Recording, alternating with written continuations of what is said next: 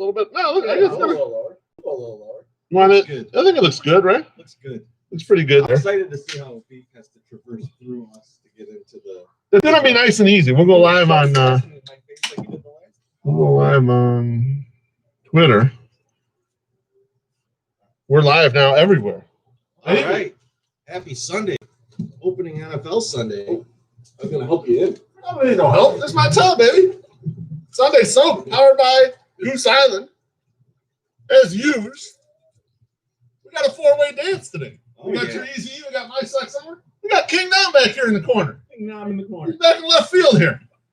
Before we get going and we start talking about all our silliness, I want to RIP in peace a legend. Oh, man. A Harambe level legend, and that's Stray Liotta.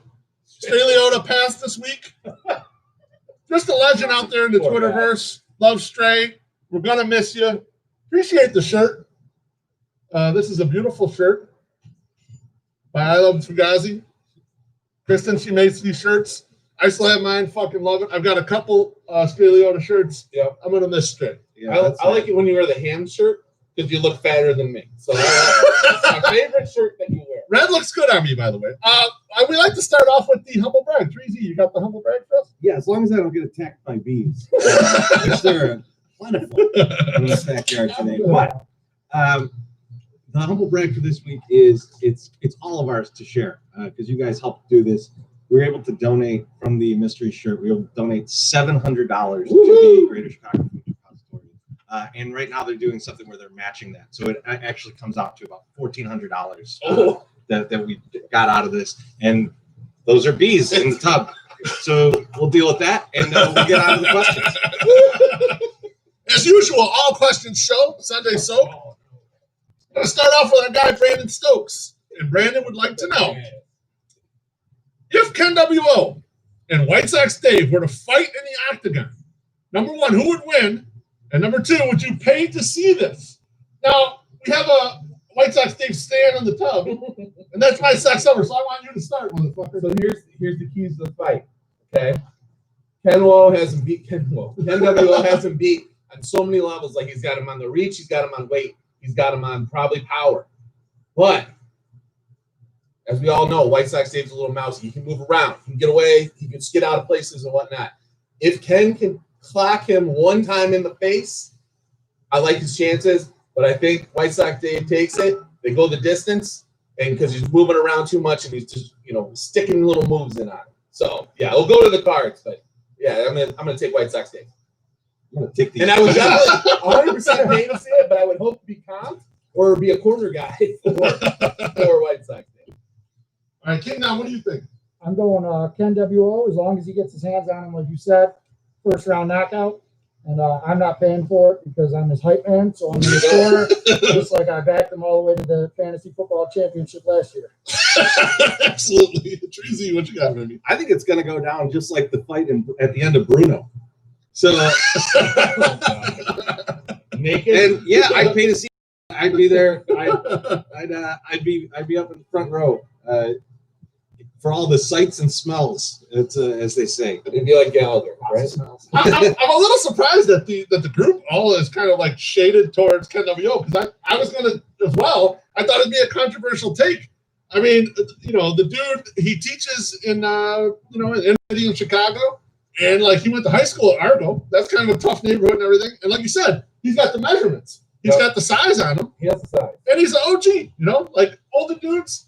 They got dad strength. They know how to fight. They've been around for a while. So, yeah, I'll go Ken WO. And I 100% would pay for it, even though hopefully we shouldn't have to. We're close to both. I'm starting to think you're the candy man. Bees are just coming all over you. It's insanity. You're like Big Pen, but with bees. I thought he was the cartoon cowboy, Curtis the Cowboy over here.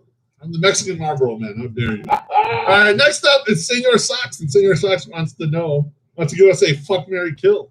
Oh, fuck, marry, kill. Jesse's girl, Stacy's mom, Sweet Caroline. Treasy, you start, baby. So this one was very easy for me, actually. And you have to have seen the behind the music Neil Diamond that Will Ferrell did on SNL to know that Sweet Caroline is about a woman they ran over on a road trip.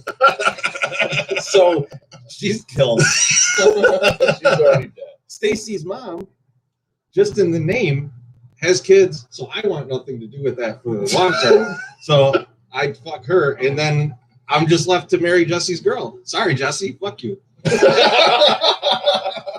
now, how about you? I'm gonna fuck Stacy's mom because he definitely want to go after the MILF. She's been around, she knows what's going on, so she'll give you a good time. I'll marry Jesse's girl and we'll kill Sweet Caroline. Yeah, I'm definitely going to go the same way. Kill Sweet Caroline after Eloquent E explained the whole deal. Stacy's mom has got it going on, so you're definitely going to give her the bone town. I'm a little weirded out by Jesse's girl though, because she's getting stalked. So I want to know what actually happens in that relationship. Did Rick Springfield fuck Jesse's girl? Did she cheat on him? Because that might swing the whole. I might have to kill her, versus or the marry and kill. Because I don't know. I can just clear that up for you really quickly. Okay. Any woman that met Rick Springfield in the 80s fucked Rick Springfield. Isn't he still? Isn't It's he science. Jason Blundgate? Oh, that's Richard Marx. That's Richard Marx. Yeah, that's his wife. Yeah. Who's the deal with his wife? For me, it's pretty easy. You guys are all going. Stacy's mom is the. That was close. That was close. The whiteboard with all the questions almost came tumbling over. A little gust of wind, almost gone. I married Stacy's. I would marry Stacy's mom. Oh wow. I think it's obvious, right? She's hot and she's an older woman. That's who you want to be married to, right there. I'll go Sweet Caroline for the fuck because Neil Diamond, he's a rambling man, baby. He was out there spreading it out, doing his thing for years and years. So that's to me, that's kind of where he's heading there. And Jesse's girl, she gone. All right, next question is from White Sox Sal.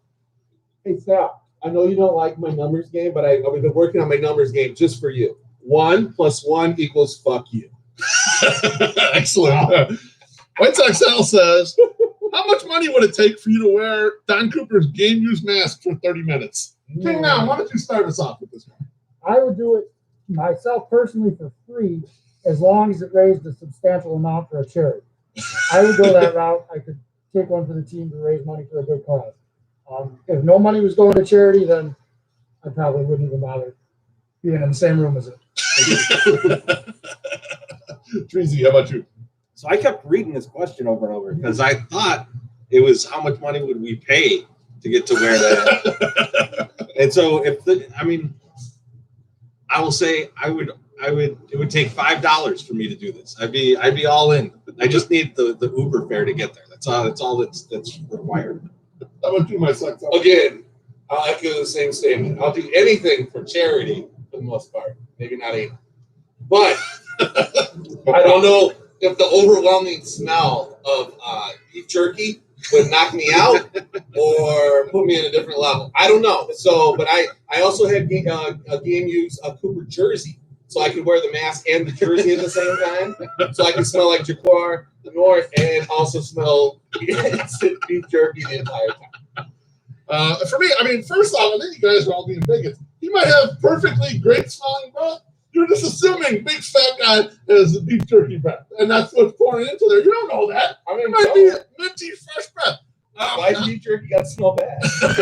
How much would it take for me? It would take probably about 50% of whatever Wally Money would pay for that mask in an auction, since he loves game use bullshit. About $350. About $350 then. Okay. All right. Next question is from a longtime guy, Jose Munoz, and he did the video question, which I really like. So if you guys want to do a short video question, those are kind of the best. Very fun to see those. He says if you can hang out with any fake logo, and he used Tony the Tiger as an example. You can hang out with any fake logo in person.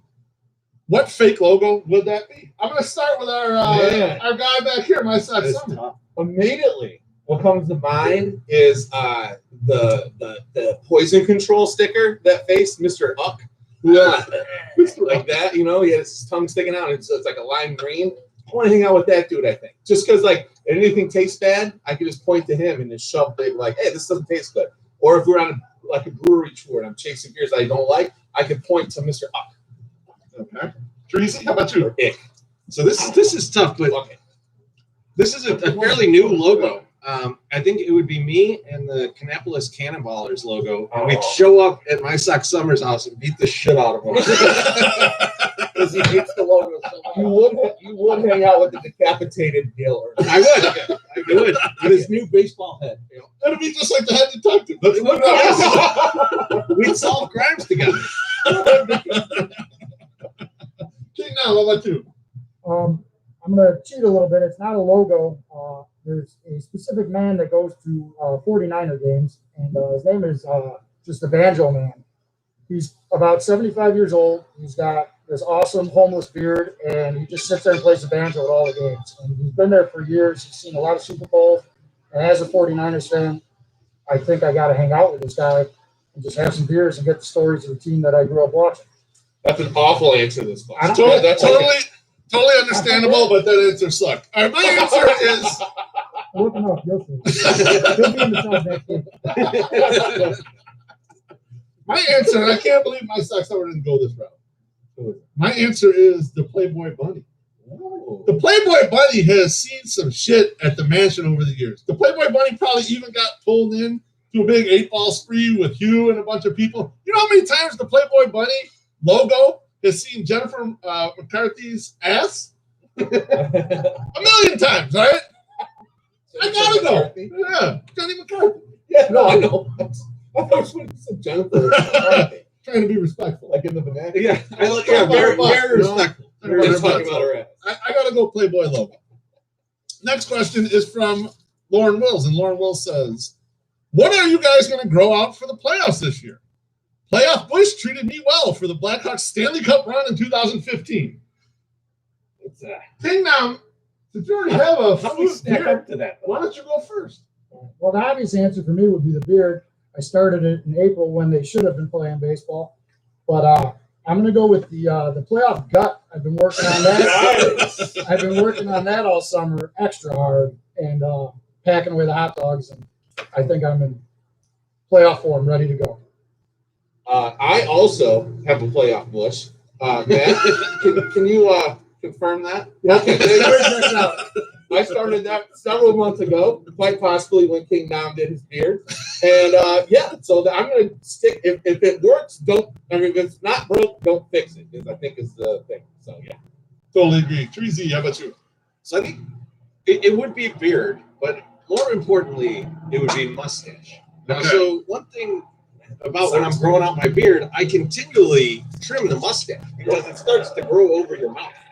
You know? Oh, there's no question. So by the end, I'd have like a really nice Wilford Brimley, like completely covering my mouth mustache, almost like the Tom's or Jared, whichever one's the mouse, his uncle that sings Crambone. My mustache should be like that. Tom's Tom yeah. Jerry the Mouse. This is what Jerry's uncle. Okay. Allegedly. All right. For me, I think My bad. it's got to be something totally disgusting. So I'll draw out my nose hair. Oh, Just let the yes. crawlers come out there, those wire hairs, they come reaching out. You got some personality if you let the nose hair get really long. Usually men wait till they're like in their 60s or 70s to allow that. Or like the ear hair. I don't have that yet. I don't have the ear hair yet. But the nose hair, I'll let that come flowing out. And then we'll know the Sox win the World Series if I could just comb that around my beard. So I don't want to go with the nose hair. You can see Crambone when you're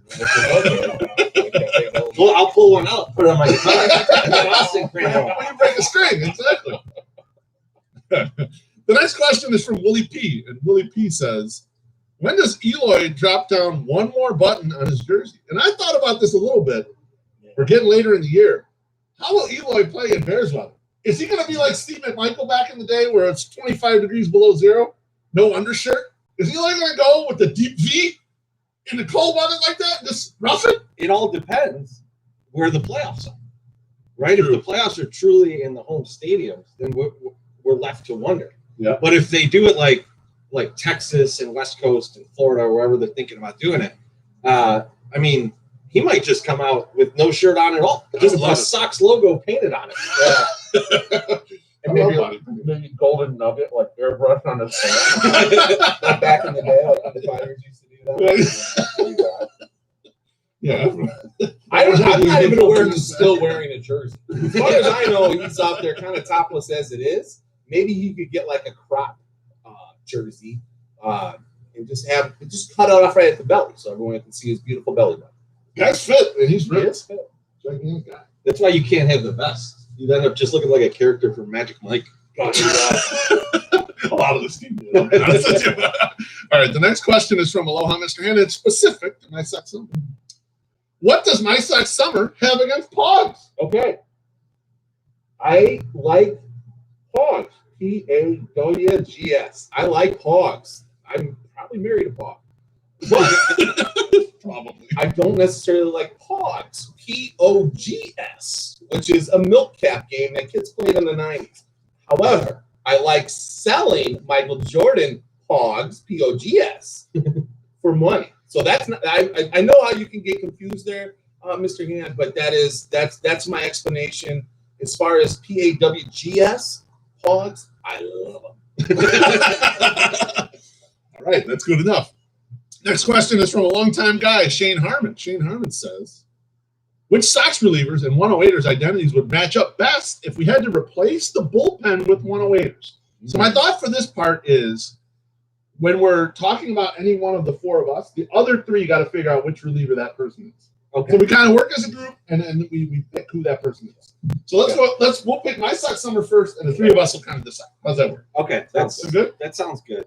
Yeah. I know who I want to be. So I will See if I get. I'll start by saying probably Jimmy Cordero, because he's probably the most sleeveless dude of the group.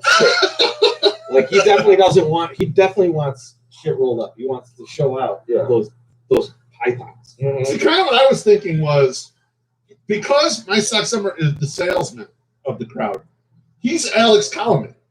He's the closer. He comes in, he gets the coffee, he's the closer, he nails the things down. I don't know, that's my feel. What do you think, King? I had a real hard time figuring out which reliever on this team he would be. I could not pinpoint it. I honestly was thinking it over for about an hour. And then I had to settle with somebody that's not on this team and cheat again.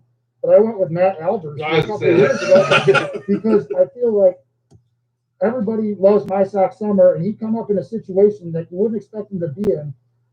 When he got that double against the Mets, I think it was, the whole dugout went crazy. He's going to come through in a situation we didn't expect, and we're all just going to go absolutely crazy. I like that. I love that answer. But it doesn't answer the question. It doesn't. We got to find it out. All right, between Colomé and Cordero, right? Yeah. I feel like You know what? Cordero is a I'm workhorse. going to go Colomé. I'm going to go Colomé because the thing that is about My Sox Summer is that he always gets the shit done, and literally everyone underestimates. That's a good call. So he's Alex That's Colomé, good. that's for sure. All right, let's go with King Now next. The three of us, King Now, what do you think? Okay. Tracy, why don't you start? Okay. I'm going to. Oh man, this is tough. But I'm going to go with getting stung by a bee in the eye. You have sunglasses on. I might get stung directly in my eye. I'm gonna go right in your nose. I'm gonna go Evan Marshall.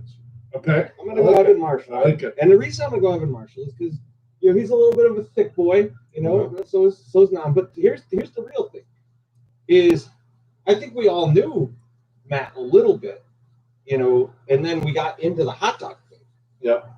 And much like when you got Marshall into like a setup role, you're like, holy shit, there's something special here. And even now, there's something special. Everyone's still, when he comes in, they're like, well, let's put someone else in. There's no other hot dog champ, right? That's right. And there's no other setup guy on this team. That's right. I agree with this. Evan Marshall.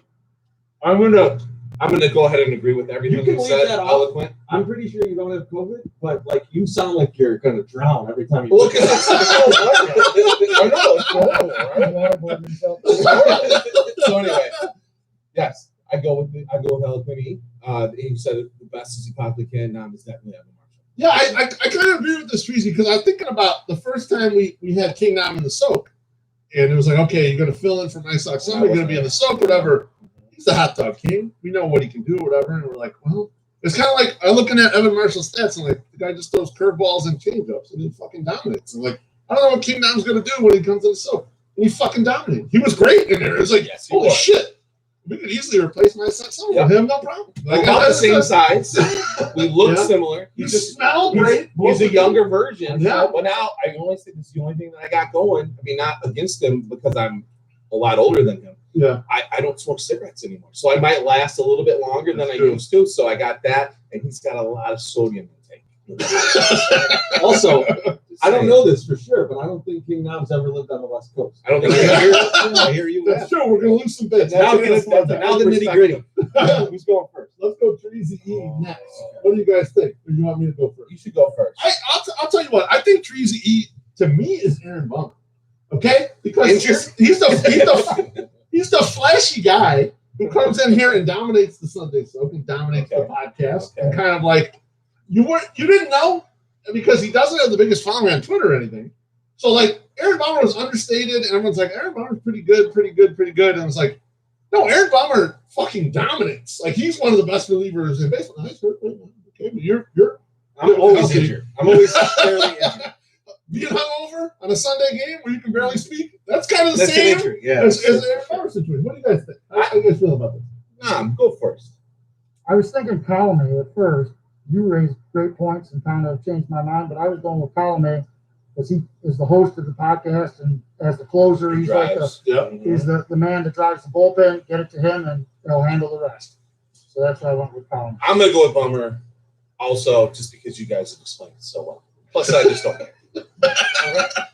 This is a question from a valuable It's person. you, right? I'm next. You guys go. Man, I'll shut up. I mean, we just gotta go. I don't know, right? No, so I had a very different answer. Okay, what do you got? Because I've actually seen Beeflo throw a pitch. And I've actually seen him throw a pitch like this guy throws a pitch. And since they're both kind of tall and dumb looking, and when we're on the podcast, you like to throw a lot of meatballs up to me and my Sock Summer and just blast them out of the park. Yeah, that's what I you try set to us do. up nicely. So I got to go with Steve Cishek. Yeah. I've seen him throw the sideliner. It goes about as slow as his. And the meatballs that you throw up are always very delicious, and we knock them out of the park as much as we can. So I feel like Cishek kind of embodies you as much as possible. I also think because he's a man of God, a man of Jesus, that's perfect fit for people. King Knob, I agree. All right. Beautiful. We'll move it along. All right. Next question is from White Sox Dill. It says, I have a good buddy who's convinced this version of Moncada is what we're getting. He still thinks he's a bust, and he says that we should trade him for pitching. Can you destroy him, please? I assume he means his friend, not Moncada. I won't destroy him. I So love I'm gonna go Moncada. first because We need I put up some polls yesterday to see what people thought without looking that was going on with the White Sox. I need one of those too.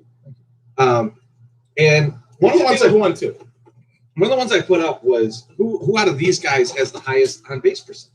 Yep. And I didn't get to see the final result, but I know that this guy didn't come back and win. But it was actually Yoan Moncada who had the highest on base percentage.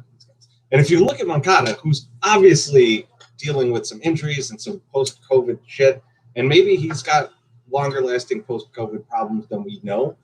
But even with all that, even with you seeing him being like, this is probably the worst we've ever seen Yoan Moncada, he's still got like a 750 OPS. Mm-hmm. And he's got an OPS plus that's above league average. He's still good in the field. Like, he's at his absolute worst, better than a league average player.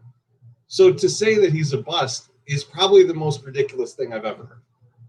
Absolutely. White Sox Summer. As we discussed pre-podcast, Loaf, among other things, like who Josh Nelson hates in White Sox Twitter. Things that we discussed. This is something that we discussed. And we discussed Moncada, and I said, even if he's having a bad year, we know he's having a bad year. He was injured, he's still playing, and he's still not bad. So he's a lot better than having a Brett Morel at third base. They're like, who have we had in the last like 20 years, like at third base, other than Joe Creedy that succeeded at Ventura? Herbert Perry. I mean, there's so many bad names. So like him not 100% is still better than most people that we have at that. Look at right field for your example. So yeah, no, I don't think that he is showing what he is. I think it's hard to judge these guys, and we talked about this too, Lo. It's hard to judge these guys on a short season positively or negatively. Right. Because you don't know. You can't say this is who. You can't say, oh, this is who Jose Abreu is, because over 162 games, he might not be this good. So you just have to judge it within this season with 60 games going into it. Yeah, very well said. Very well said. King now. Yeah, he's definitely not a bust. Last year, he just looked too smooth and sexy in everything that he did. I mean, he made it look easy last year and put up stellar numbers. This year, he came out and said that he has trouble finding the energy just to do day-to-day life. Yeah. So somebody that's 25 and is tired by the middle of the afternoon before the game even starts and still goes out and is doing what he's doing now, he's going to be top 3 MVP next year. Yeah, being above league average when you say shit like that, I mean, that's Jordan flu game shit. Yeah. Yeah, right. Exactly. Jordan did it for like a short period of time and then went shit his pants and everything after that. God has just been doing this for the whole season. Absolutely true. Yeah, for sure. And we don't know. Like, we don't know. Not to get into the COVID stuff, but we don't know what the morbidities are going to look like, right? Everyone's kind of focusing on, well, here's the percentage of people that have died, like short-term acutely. We don't know if this can be a long-lasting effect or if people recover from this shit. We're in the first inning of all this stuff. So hopefully everything rights itself and the body after a while can kind of get back to its normal form with Moncada. But even if he's not, you guys bring up great points. He's still a very good ball player, and definitely not a bust. So maybe since he dropped that first single, now he can focus just on baseball, not on music. So then we're looking really good for next year, like Big Nuts. So White Sox still drop us a DM. We'll do a cameo on the house for your friend. yeah, we'll tell him to go fuck himself more than once if possible. All right. The next question is from Barry Bag of Donuts, longtime guy. Yes, Barry. Regular Barry. He says, "What's the biggest thing holding the White Sox back from winning it all? Who wants to start? Teresa, you start, baby. Go for it." They only have 2 pitchers. Is that the correct answer? And one is broken. No, I do think it's all gonna come down to starting pitching. If the starting pitching is there, and you know, if any of these guys finds it in the postseason, whether it be Cease or Dunning or whoever. Ray Lowe, maybe your guy. My guy. It's good. He did last time. exactly what you said he was going to do. Timely pitching. But if Michael's healthy or is healthy enough to go out every few days to pitch, and one of those guys is enough to be a number 3, then that's what they need to win it all. And that is what right now is holding them back. That those things don't exist right now. Do not. Well, I'm drinking the Kool-Aid. The only thing keeping them from winning it all is the Dodgers. I'm saying that I'll put them up against anybody. Yes, we've had some back-end pitching depth problems. We're still mashing. We still have some good numbers at the front. The bullpen has come through. Everybody's got their own flaws, though. So Chapman just went out for the A's. And the Rays, they just keep winning somehow. But And they've been injured, too. They've been injured like crazy. But everyone has their flaws, so I think in a strange season, go for it. These guys are feeling themselves, having a great time, and could make a run. Yeah, I agree with that, but I mostly want to echo the things I hear on Twitter. And the biggest thing that I hear and the biggest thing holding back is obviously Rick Renneria. He is the one that plays the game right or wrong, and he doesn't do things right. So anytime the team fails or doesn't perform up to your expectations, that's Ricky's fault, baby. Now, for my new nemesis, my new good friend, best friend on Twitter, Bobby Brown Eye, I think is his name.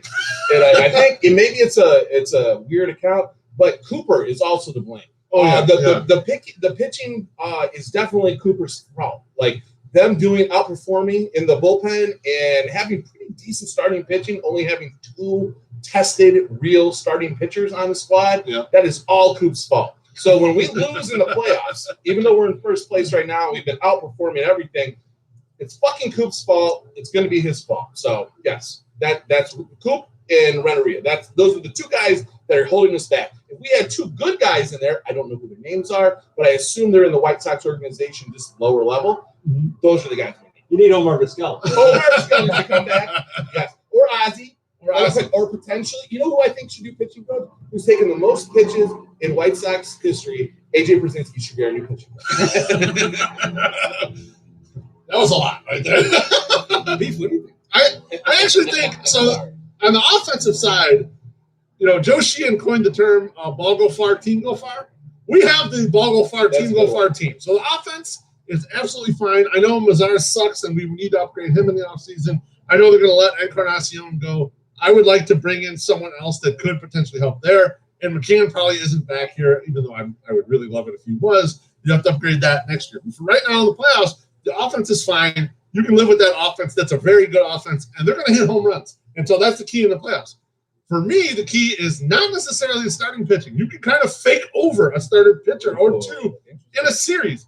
What they're lacking is the bullpen arms. They're very short on guys that, like, the Yankees can make a lot of, the Rays can make a lot of, these guys that throw 98 on the corners that can get a guy out if you've got to take your starter out in the third inning.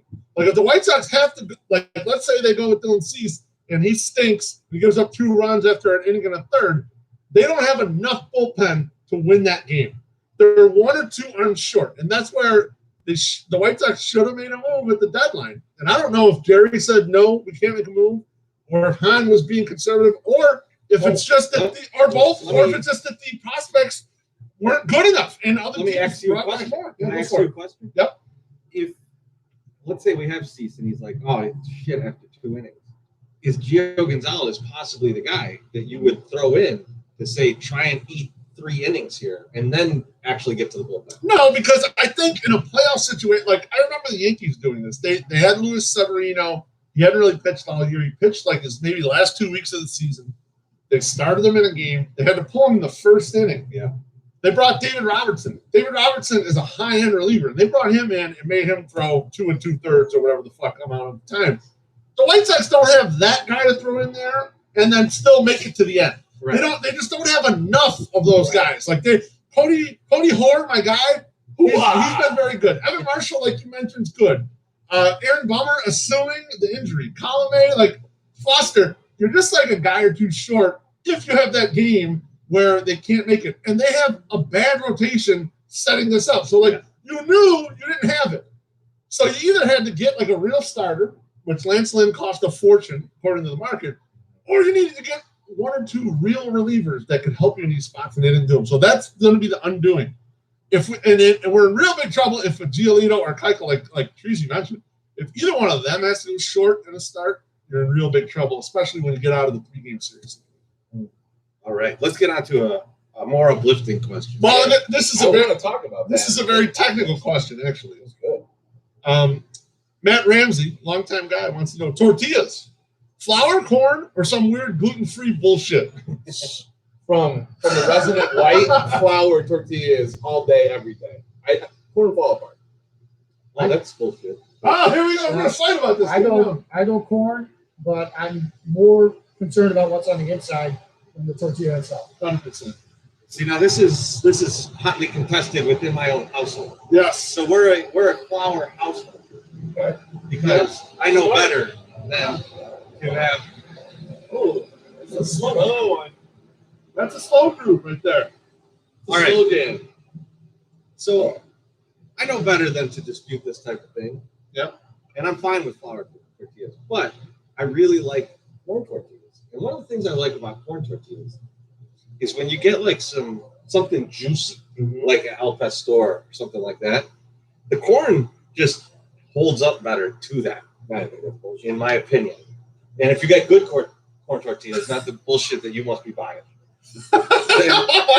then they hold up really well, and you can get that nice juiciness in there, Yeah. and you can have a delicious like juicy taco. Now, if I'm going like just straight like chicken or something that I just made at home, flour's fine, but the corn needs to be there for when I'm having the juiciest doubles. The juiciest doubles, that chorizo taco, you know. I'll be honest, I am very surprised by your answer here. I'm a flour guy, and there's a specific reason why I'm a flour guy and a long-time flour guy. Treasy and I, our great aunt, would make homemade, from scratch, flour tortillas That should make you less of a flour And guy less- because you can't get those now. and let us eat them when they were absolutely first done with some butter and some salt. And that's like the most plain you can have a tortilla right there, and they were fucking amazing. And so you're right. You I know can't why get that. choose those. I can't get that quality no more. But it's kind of burned into my head how much I love flour tortillas because I tasted the OG flour tortilla. So I'm there. I got to stay there. Now, I don't That's know. why I don't like it. That's why I like it's like all you guys out there that shoot heroin, you know this. You're always chasing that first high, right? And in this case, that's what flour tortillas are to me now. They're just chasing that first high, and you never get there. Now, I don't know, and I'm only doing this because King Nam's here, and I don't know if he knows this, but I used to live on the West Coast. And sometimes we would go down to Mexico. We go to Rosarito, Mexico, and we go to this nice farm-to-table restaurant. And there was a woman there that knew I loved the tortillas because she's like, look at this big fat motherfucker. He loves tortillas. And they would make fresh tortillas and give them to us. And then when she knew, like, we'd only go in there one time, and she would always give me a stack. She would just sit there and make tortillas for me and then give them to me when I left. And she's like, you enjoy. And I was like, I do enjoy it. And those are you guys are 100% correct. Fresh tortillas are the best. And that's why flour over corn all day, because corn sucks. Let's be honest. Why you were down there though? You were down there for the pharmacy to table stores. You know what's funny? I'll just do this real quick. When I used to smoke, I would buy like a carton of cigarettes. Down in Mexico, the laws were different than they were in California. Yeah. And they would hurt your throat because of smoke. Their cigarettes and the filters weren't as like thick as they were in California. So you're getting more smoke, and I would get a little tickle.